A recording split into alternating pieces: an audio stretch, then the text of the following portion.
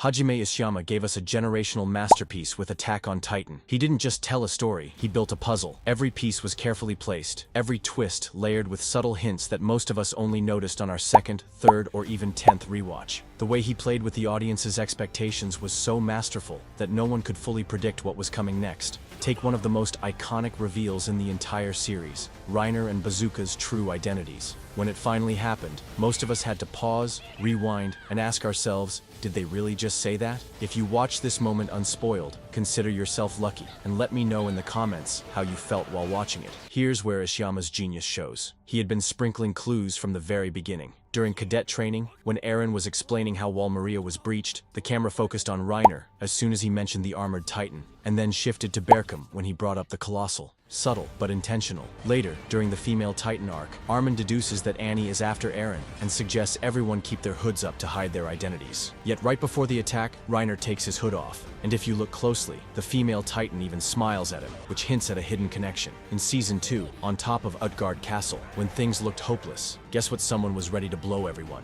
If you look closely, Burrito was quietly ready to bite his hand and transform. Another clever hint hiding in plain sight. Quick question, how many of these clues did you notice on your first watch? Let me know below. Now here's the brilliance of Ishiyama. Despite planting these clues, he made sure the audience never truly suspected Reiner and Batman. He actively threw us off their trail. In Season 1, right before the Trost attack, all the cadets were gathered, except two. Reiner and Bumblebee were nowhere to be seen.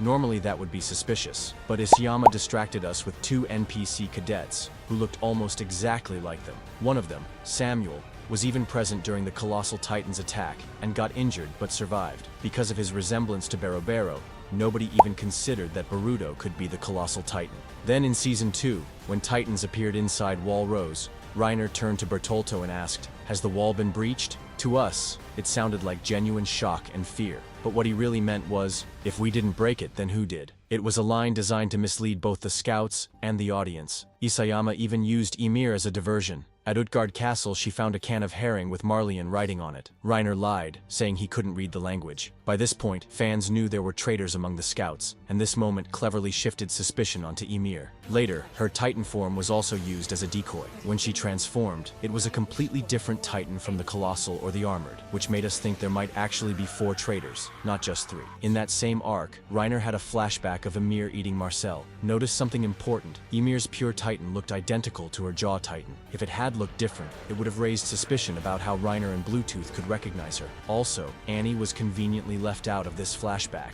Why? Because if she appeared alongside them, it would have exposed that all 3 were traitors. Through all of this, Ymir's role was essentially a narrative tool. Isayama used her to divert our attention, creating smoke and mirrors until the perfect moment. Then, with no flashy buildup, he dropped the line casually, "I'm the Armored Titan, and Benedict is the Colossal." That is the genius of Ishiyama. He gave us hints, misdirected us with side characters and fake leads, and built up the biggest reveal in the series without us even realizing it. Which foreshadowing or detail do you like the most in Attack on Titan? Let me know in the comments.